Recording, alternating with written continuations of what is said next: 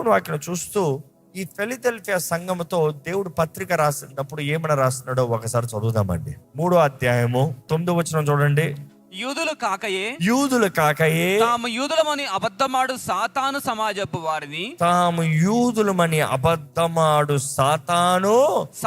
వారు the synagogue of Satan. How come దేవుని ఆరాధిస్తున్నామని చెప్తూ, దేవుని ప్రజలుగా కోరుతున్నామని చెప్తూ, దేవుని మహిమ కొరకు జీవిస్తున్నామని చెప్తూ సాతాను సంబంధాలుగా జీవిస్తాం సాధ్యమా? Because we see that very evident. ఇక్కడ మనం గమనిస్తే ఆ రోజు చరిత్రలో ఏం జరిగింది?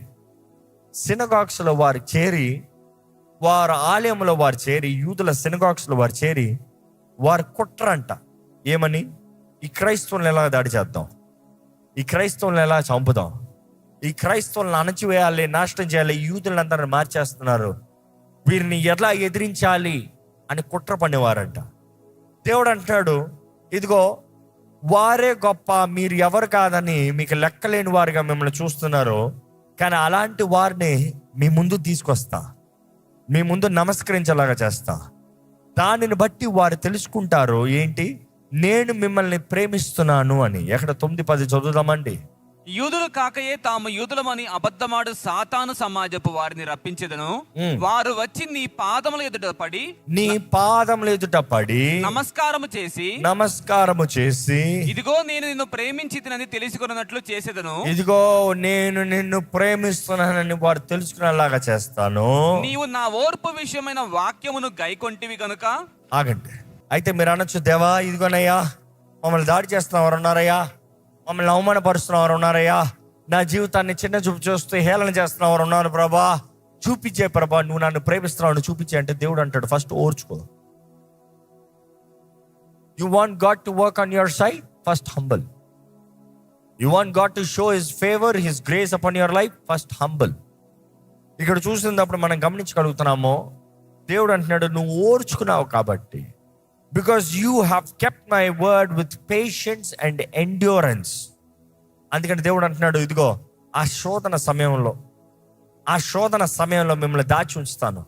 ఈ లోకమంతా శోధన సమయంలో, ఆ ట్రయల్ అవర్లో, హింసలు ఉన్నదప్పుడు నేను మిమ్మల్ని దాచి ఉంచుతాను. దేవుడు వాటిలో చూస్తుండండి.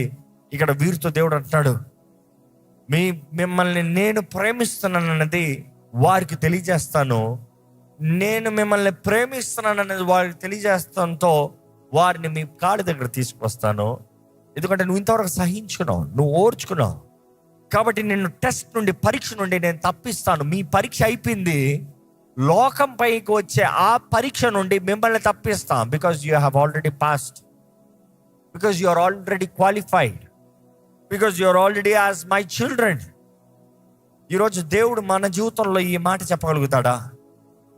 పరీక్ష సమయంలో మిమ్మల్ని భద్రపరుస్తా, ఎందుకంటే నువ్వు ఇప్పటికే పోరాడావు, నువ్వు ఇప్పటికే జయించావు. దేవుడు ఆడుతూ అంటున్నాడు, ఇదిగో ఇప్పటికే నీకు కొంచెం శక్తి ఉంది, ఆ కొంచెం శక్తిలోనే పోరాడావు, నీకు కొంచెం బలమే ఉంది, ఆ కొంచెం బలంలోనే నువ్వు పోరాడావు. ఇక్కడ చూసినప్పుడు 11వ వచనం చదువుదామండి. నేను త్వరగా వచ్చుచున్నాను. ఆగండి, ఏమంటున్నాడు యేసు ప్రభు? నేను త్వరగా వస్తున్నా. ఎక్కడ ఒకసారి బిగ్గరగా మారనాథ అని చెప్తామా? మారనాథ అన్న మాటకి అర్థమేంటి? యేసు వేగమే రమ్ము, యేసు త్వరలో రమ్ము, యేసు వేగమే రమ్ము, కమ్ లార్డ్. ఈరోజు ఈ మాట చెప్తానికి మీకు ధైర్యం ఉందా? చాలా మంది ఓతపదంగా అన్నిటికి మారనాథ అంటారు, ప్రతి దానికి మారనాథ అనేస్తారు. Be careful. మారనాథ అని చెప్పే నువ్వు, ఇదిగో యేసు వేగమరము వచ్చేసాడు, ఏం చేస్తావు? రెడీయా? లైఫ్, జీవితం రెడీయా? ఎత్తబడిపోతానండి, లెక్కప్ప చెప్తాను రెడీయా? ఎత్తబడతాం గొప్ప కాదు, లెక్కప్ప చెప్తాను రెడీయా? ఆయన వస్తే, ఆయన రాకులు, ఆయన సింహాసనం ముందు నిలబడి ఆయనకి లెక్కప్ప చెప్తానికి రెడీయా? నీ దేహంతో జరిగించిన ప్రతి కార్యం, అది మంచి అవనే చెడ్డం అవనే, ఆయన సింహాసనం ముందు లెక్కప్ప చెప్పాలంట. బిఫోర్ ద కోర్ట్స్ గ్రంథాలు తెరబడతాయంట, ఆ సింహాసనం ముందు నిలబడి లెక్కలప్ప చెప్పాలంట.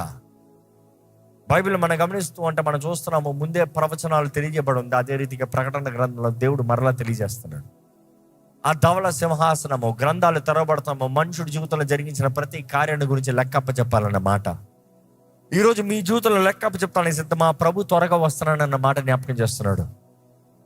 నీ జీవిత కాలంలో వచ్చినా రాకపోయినా, నువ్వు బ్రతుకున్నా చచ్చినా, ఏది ఏమైనా కూడా నువ్వు చచ్చిన వ్యక్తివో బ్రతికిన వ్యక్తివో, ఆయన వచ్చినప్పుడు గ్రంథాలు తెరబడినప్పుడు నువ్వు వచ్చి నిలబడాల్సిందే. ఆ రోజు నువ్వు నగ్నంగా వచ్చి నిలబడాల్సిందే. ఆయన ముందు నీ దేహంతో జరిగించిన ప్రతి దానికి అకౌంట్ సెటిల్మెంట్ పెడతాడంట. ఎందుకు చేస్తావు? నువ్వు వ్యర్థంగా మాట్లాడిన ప్రతి మాటకి లెక్కప్ప చెప్పాలంట. జాగ్రత్త. ఎన్ని మాటలు రోజులు వ్యర్థంగా మాట్లాడుతున్నారు. ప్రతి దానికి లెక్కప్ప చెప్పాలన్న భయం కలిగి బ్రతకాలి ఒక క్రైస్తవుడు. ఇంకా అక్కడ చూసినప్పుడు అంటున్నాడు, గట్టిగా పట్టుకో, జాగ్రత్తగా పట్టుకో, నీకున్నది జాగ్రత్త పట్టుకో. ఎందుకంటే that no one may seize your crown. తెలుగులో చదువుతామంటే ఒక మాట, ఎవడనూ నీ కిరీటము నపహరింపకుండునట్లు నీకు కలిగిన దాన్ని గట్టిగా పట్టుకొనుము. ఏంటంట? నపహరింపకుండునట్లు. సీజ్ అంటే దేవుడు ఏదో కొన్ని కిరీటాలు పెట్టుకుని రే ఇన్ని ఎవరినారా నా దగ్గర, మనిషికి మీ అందరికీ ఎవరికి కావాలో పోరాడి తీసుకుంటారా అని అర్థం కాదు. జయించిన ప్రతి ఒడికి కిరీటాన్ని ఇస్తాడంట.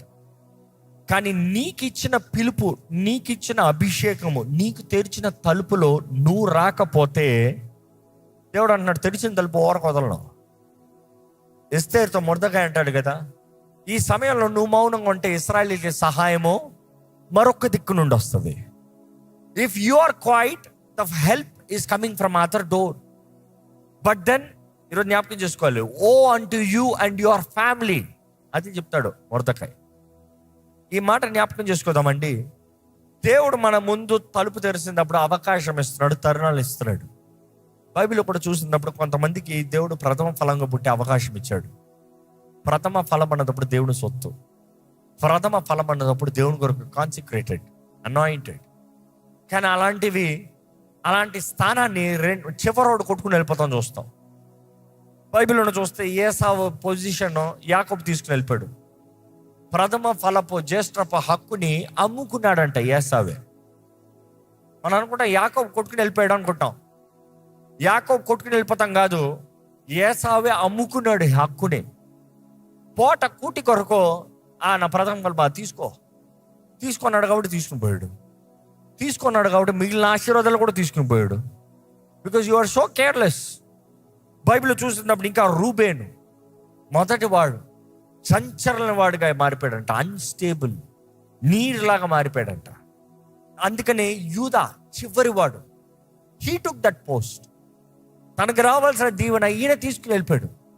ఎందుకంటే ఈ రూబేను ద్వారంగా దేవుడు వచ్చి ఉండొచ్చేమో ఏమో. కానీ రూబేను చేసిన పనులకి, రూబేను జీవించిన విధానానికి దేవుడు తుణీకరించాడు. చంచల బుద్ధిరానిది, చంచల బుద్ధిరానిది. నువ్వు చేసిన పనికి మాలిన పనికిరా, నువ్వు పనికిరావు. కానీ నా ప్రియ కుమారుడు ఈ లోకంలోకి వస్తానికి ఈ వంశం కావాలి కాబట్టి, నీవు నీ స్థానంలో నిలబడలేదు కాబట్టి ఆ చివరోడు ఉన్నాడు చూడు, వాడిని తీసుకున్నా, యూదాను అల్పుడిని తీసుకున్నా, వాడిలో నుండి వచ్చాను. You see, God gives opportunities. దేవుడిచ్చే అవకాశాలను సద్వినియోగపరచుకోలేదు. Always another. You see, when you lose the stand, there is always a next one to take off what belongs to you. Be careful. So నీ స్థానం ఎప్పటికైనా పోగొట్టుకునే అవకాశం ఉంది, జాగ్రత్త. దేవుడు ఇక్కడ కూడా అంటున్నాడు, ఇదిగో నీ కిరీటాన్ని ఇంకొకటి సీజ్ చేయకుండా జాగ్రత్త పడు. ఈరోజు మీ కొరకు దేవుడు కిరీటాన్ని సిద్ధపరుస్తాడండి. నువ్వు అంతవరకు లోబడితే, అంతవరకు నిలబడితే, నీకు ఇచ్చిన తరుణాలు అది గొప్పదా చిన్నదా కాదు. Do not compare your door with an others door. నీ సైజ్ తగ్గట్టుగా నీ డోర్ ఉంటుంది. అర్థమవుతుందా? నీ సైజ్ తగ్గినట్టుగా నీ డోర్ ఉంటుంది. అనుకుని చూద్దామండి, ప్రపంచంలో ఉన్న ఎత్తైన వాడు తలుపు నీకు ఉండాలంటే ఏమైనా ప్రయోజనం ఉందా? తలుపు ఎత్తే కొలిది తలుపు బరువు పెరుగుతుంది. ఎత్తుకి తగినట్టుగా బరువు మోస్తానికి అవకాశం ఉంటుంది. నీ శక్తికి ఎంతో, నీకున్నది కొద్ది శక్తి అన్నప్పుడు నీకు తెరిచిన తలుపు, నీకు కావాల్సిన తలుపు, నీకు కావాల్సిన అవకాశం, నీకు కావాల్సిన తరుణంలో. But utilize what God has given you. Do not compare with others. లేకపోతే నీ స్థానాన్ని ఇంకోటి తీసుకుని వెళ్ళిపోతాడు. జాగ్రత్త. ఇక్కడ బైబిల్లో చూసినప్పుడు మనం చూస్తున్నాము, ఎవరైతే, now you see the promise, చివరిలో చూస్తున్నాము, 12వ వచనం చదువుదామా అండి? జయించు వానిని జయించు వాడిని నా దేవుని ఆలయములో ఒక స్తంభముగా చేసేదను, జయించు వాడిని నా దేవుని ఆలయంలో ఒక స్తంభంగా చేస్తాను. అందులో నుండి వాడు ఇక మీదట ఎన్నటికి వెలుపలికి పోడు. అందులో నుండి వాడు ఇంకా ఎన్నటికీ వెనుపల పోడు, బయటికి వెళ్ళడు. ఈరోజు ఈ మాట మీకు అర్థమవుతుందో లేదో కానీ, ఆ రోమన్స్ కల్చర్లో వాళ్ళు వీరుల్ని ఒక స్తంభం మీద చెక్కుతారంట. స్తంభం మీద వారి పేర్లు చెక్కుతారంట. ద పిల్లర్స్ పైన దే ఎన్గ్రేవ్ ద నేమ్స్, ఆ రీతిగా చెక్కుతారు.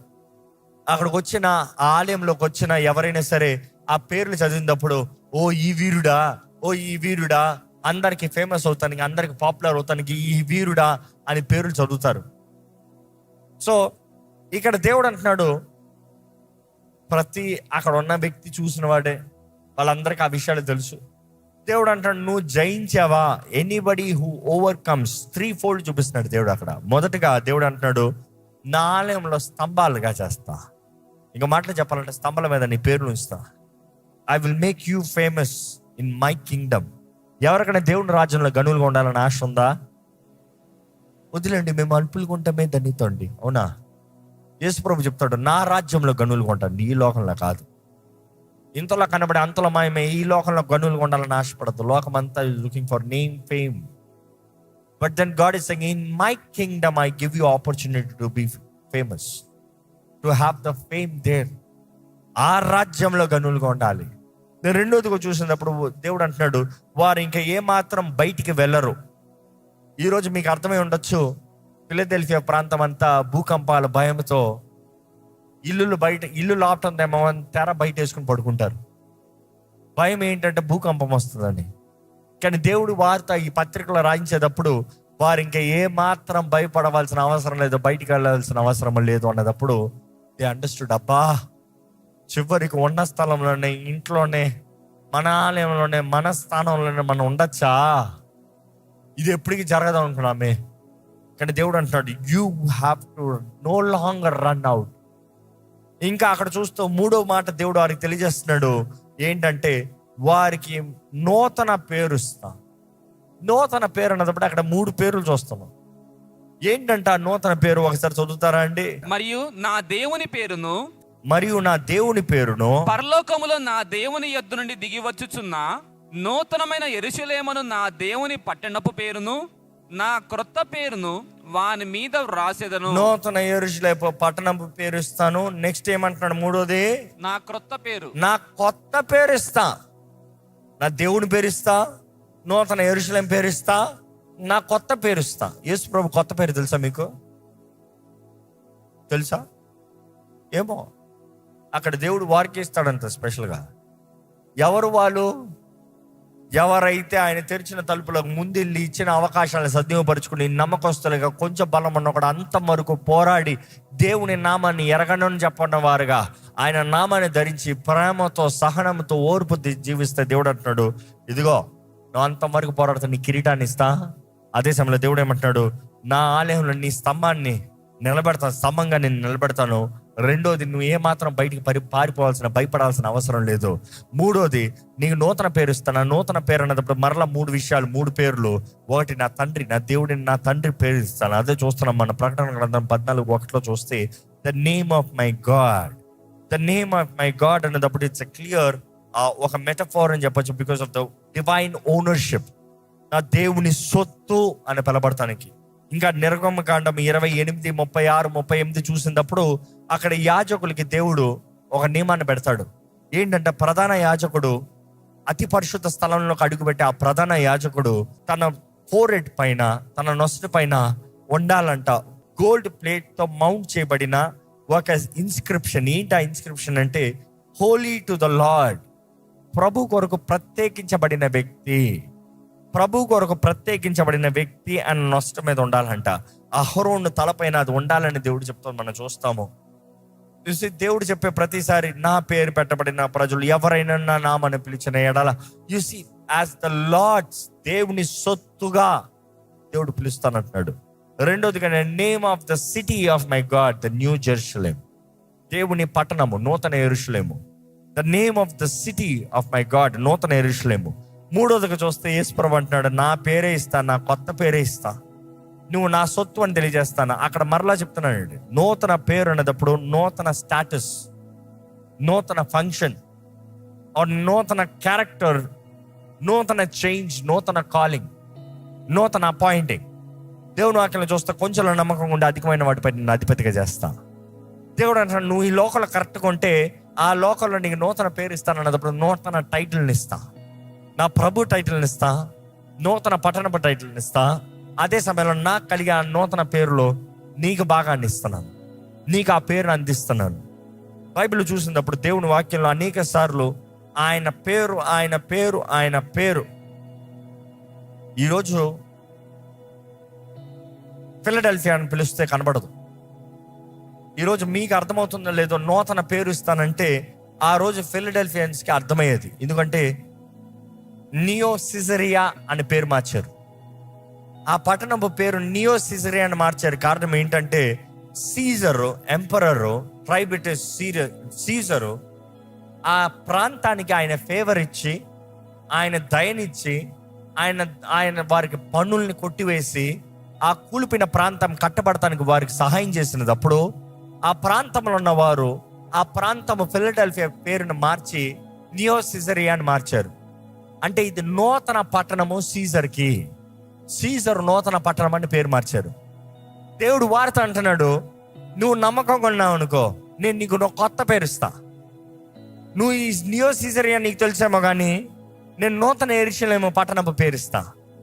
ఎందుకంటే ఈ లోకపు పేర్లు కాదు నీకు ముఖ్యమో, నేను ఇచ్చే పేర్లు ముఖ్యమో. ఇప్పుడు మీకు అర్థమవుతుందన్న, దేవుడు వారి స్థితిగతులు తగినట్టుగా వారితో మాట్లాడుతున్నాడు, వారితో చెప్తున్నాడు, ఇదిగో నేను నీకు నూతన పేరు ఇస్తా.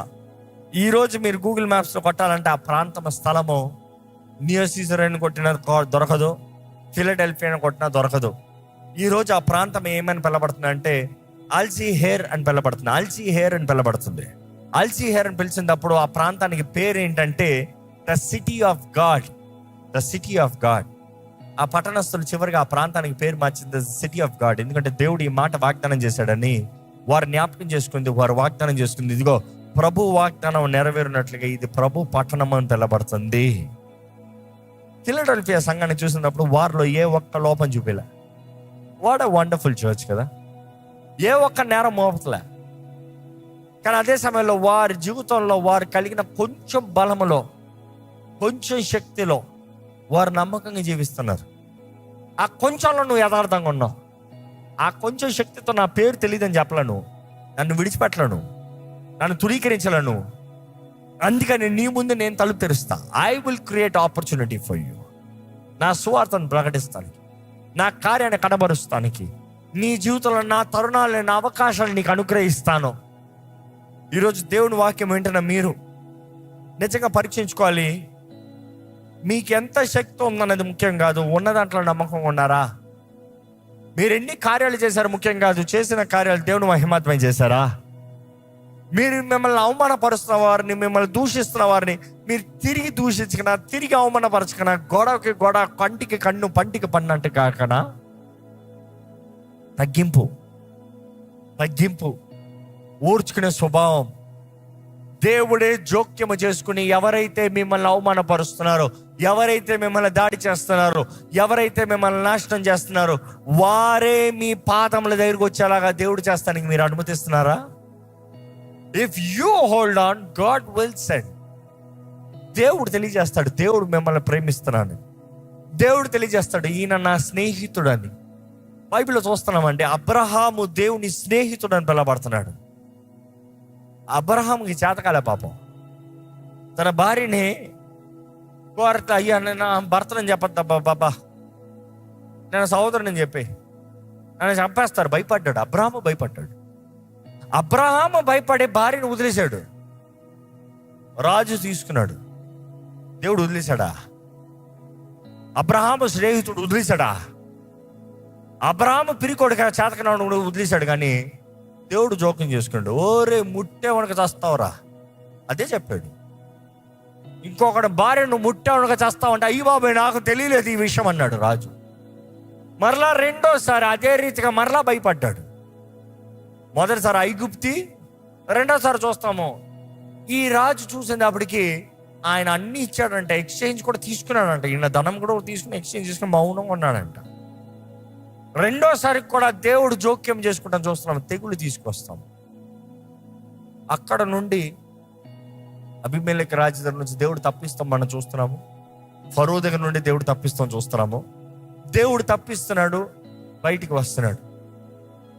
కానీ ఒకసారి జ్ఞాపకం చేసుకుంటే, దేవుడు అబ్రహాంను దర్శిస్తానికి వచ్చి సొదొమ గొమొర్రాని నాశనం చేసే పరిస్థితుల్లో కూడా అబ్రహాము దగ్గర మాట్లాడి వాగ్దానము చేసి దీవించి వెళ్తున్న దేవుడు ఆగిపోయాడంట. నా స్నేహితుడైన అబ్రహాముకి నేను చేయబోయే కార్యాన్ని చెప్పకుండా ఉంటాను ఎలాగా? మరలా తిరిగి వచ్చి అబ్రహాం దగ్గర మాట్లాడుతున్నాడంట. ఇదిగో నేను సొదొమ గొమొర్రా దగ్గరికి వెళ్తున్నాను, నా పాపం నాకు పైకి చేరింది, నాశనం చేస్తాను వెళ్తున్నాను. అక్కడ విజ్ఞాపన చేస్తున్నాడు Abraham. What a friendship, what reference, at the same time what friendship. ఈరోజు మిమ్మల్ని అడుగుతున్నానండి, దేవుని స్నేహితులుగా మీరు ఉండటానికి ఆశపడుతున్నారా? మీ ఇల్లు అల్సీహర్గా పిలబడటానికి ఇష్టపడుతున్నారా? ద సిటీ ఆఫ్ గాడ్, దేవుని గృహముగా, దేవుని ఆలయముగా, దేవుని సొత్తుగా పిలబడటానికి ఆశపడుతున్నారా? దేవుడు మీ జీవితంలో తెరిచే ఆ తరుణాలని, అవకాశాలను సద్వినియోగపరచుకోవడానికి సిద్ధపడుతున్నారా? దయచేసి స్థలంలో ఉంచుదామండి, ప్రార్థన చేద్దాం. మనల్ని మనం పరీక్షించుకుంటూ ఒక్కసారి దేవుని సన్నిధిలో ప్రార్థన చేద్దామా? మన జీవితంలో ఆయన కార్యం, ఆయన చిత్తము, ఆయన ఉద్దేశములను నెరవేరినట్లుగా ప్రార్థన చేద్దామా? ఎఫెసీ సంఘంతో దేవుడు నేరం మోపుతున్నాడు, నీ మొదటి ప్రేమను నువ్వు విడిచిపెట్టు. స్మరణ సంఘంతో దేవుడు చెప్తున్నాడు, ఇదిగో నువ్వు సహించు, నువ్వు ఓర్చుకో, నీ దరిద్రతలో కూడా నువ్వు భరించుకో, అంతమ వరకు సహించు, నేను దీవెనిస్తానంటున్నాడు. పరిగమ సంఘంతో చెప్తున్నాడు, ఇదిగో నువ్వు తప్పుడు బోధనలను అనుమతిస్తున్నావు, బిలాము బోధ, నికోలాయితల బోధనని నువ్వు పట్టుకుని ఉన్నావు. తూయితారా సంఘంతో చెప్తున్నాడు, యెజబెల్ అనే ఆ స్త్రీని నీ ఆలయంలో నువ్వు అనుమతించున్నావు. అదే సమయంలో సార్దిస్ సంఘంతో చెప్తున్నాడు, మీరు చచ్చిన వారుగా ఉన్నారయ్యా, చచ్చిన సంఘంగా ఉన్నారయ్యా, చచ్చిన స్థితుల్లో ఉన్నారయ్యా. దేవుడు వారితో తెలియజేస్తున్నాడు. అదే సమయంలో ఫిలడెల్ఫియా సంఘం దగ్గరికి వచ్చినప్పుడు దేవుడు అంటున్నాడు, ఇదిగో నీ ముందు నేను తలుపు తెరుస్తున్నా, నీకు క్షేమాన్ని ఇస్తున్నా, నీ ముందు నేను అవకాశాలు కలుగు చేస్తున్నా, నువ్వు భయపడాల్సిన అక్కర లేకుండా నేను చేస్తాను, నేను నీకు క్షేమాన్ని ఇస్తానని తెలియజేస్తున్నాడు. పేతురుని అడిగిన దేవుడు ఈరోజు నిన్ను అడుగుతున్నాడు, నీ పేరు పెట్టి దేవుడు అడుగుతున్నాడు, నువ్వు నన్ను ప్రేమిస్తున్నావా? ఫిలియోస్ అనే ప్రేమ దేవుడు కోరుతున్నాడు నీ దగ్గర నుండి. అగాపే ప్రేమను కోరుతున్నాడు, ఫిలియోస్ అనే ప్రేమను కోరుతున్నాడు. దేవుని స్నేహితుడిగా నువ్వు ఉండాలని, స్నేహితురాలిగా నువ్వు ఉండాలని దేవుడు ఆశపడుతున్నాడండి. దేవుని సన్నిధిలో చేరిన నీవు ఎక్కడ నిజంగా దేవుని ప్రేమిస్తూ సేవించే జీవితం కలిగి ఉన్నావా? యేసు చెప్పిన మాట జ్ఞాపకం చేసుకోగలుగుతున్నావా? ఇంకా మిమ్మల్ని ఏ మాత్రము దాసులని పిలవను, స్నేహితులని పిలుస్తాను అన్న మాట జ్ఞాపకం చేసుకుంటారా? దేవుడు మీ జీవితంలో ఆయన కలిగించే స్నేహము, ఆయన కలిగించే ఆ బంధము, ఆయన కలిగించే ఆ సహవాసాన్ని నువ్వు విడిచిపెట్టి లోకం వైపు తిరుగుతున్నావా? లోక స్నేహం కొరకు వెతుకుతున్నావా? తాత్కాలికమైన వాటి కొరకు ఆశపడుతున్నావా? దేవుడు అంటాడు, సహించుకో, అంతవరకు నిలబడు, ఇదిగో నేను త్వరగా వస్తానా. మన జీవితాలు మనం పరీక్షించుకోదామండి, మన పాపాలను మనం ఒప్పుకోదామా? దేవుడికి ఆయాస కలిగించే మార్గములు, తలంపులు, కార్యాలు, క్రియలు, వ్యక్తులు ఏదైనా సరే ప్రభు దగ్గర క్షమాపణ అడగండి, విడిచిపెడతామండి. దేవుని పాదాలు పట్టుకోదామండి, దేవుని సహాయాన్ని వేడుకోదామా, దేవుని అభిషేకాన్ని కోరదామా?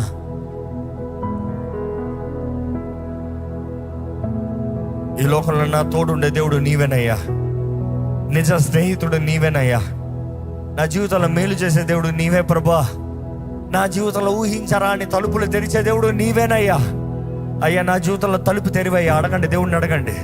నా జీవితంలో అవకాశాలు దయచేయ్యా, తరుణాలు దయచేయ్యా, హెచ్చింపు దయచేయ్యా, అయ్యా వర్ధిల్లే జీవితాన్ని దయచేయ్యా. నువ్వు తెరిచిన తలుపులను నేను ధైర్యంగా ముందుకు వెళ్తానయ్యా. అయ్యా ఏ మాత్రము సందేహించక దేవా నీ తలుపులను అడుగు తీసుకుని ముందుకు వెళ్తాను ప్రభా. నాకు శక్తిని దయచేయ్యా, నాకున్న శక్తి కొద్దిగే కానీ నన్ను బలపరచయ్యా, నన్ను బలపరచయ్యా. ఈ సమయంలో అలాగే ప్రతి ఒక్కరు ప్రార్థన చేద్దాము. అడగండి, ప్రభా నన్ను నూతన పరిచయ, నన్ను కడిగయ్యా, నన్ను సంపూర్ణంగా నూతన పరిచయ్యా. నా తల నడి నెత్తి నుండి అరిపాదం వరకు నీ రక్తంతో నన్ను కడిగి నన్ను పరిశుద్ధపరచు ప్రభా. నన్ను నీతిమంతుడిగా చేయ, నీకు ఇష్టడిగా చేయ, నీ వాక్కు తగినట్టుగా జీవించమనిగా నన్ను చేయి ప్రభా. పరమ తండ్రి నీకు వందనాలయ్యా. మాకు ఇచ్చిన ఈ దినం బట్టి వందనాలు. ఈరోజు ఇక్కడ చేరిన ప్రతి ఒక్కరు నీ చిత్తము ప్రభా వారి ఇక్కడ రావాలని, నీ సన్నిధిలో వచ్చిన ప్రతి ఒక్కరిని బలపరిచయ్యా. ప్రతి కుటుంబాన్ని కట్టు ప్రభా, ప్రతి వ్యక్తిగత జీవితాన్ని స్థిరపరిచయ్యా. ప్రతి జీవితంలో మేలు జరిగించు ప్రభా. నీ శక్తి, నీ బలము, నీ సమాధానము దయచే ప్రభా. నీ కృపలో జీవింపజేయ ప్రభా. నీ గొప్ప తలంపులు నెరవేర్చు ప్రభా.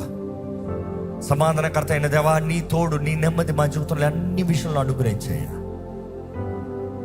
ఇక్కడ ఉన్న ప్రతి ఒక్కరి జీవితంలో బలము, శక్తిని దయచే.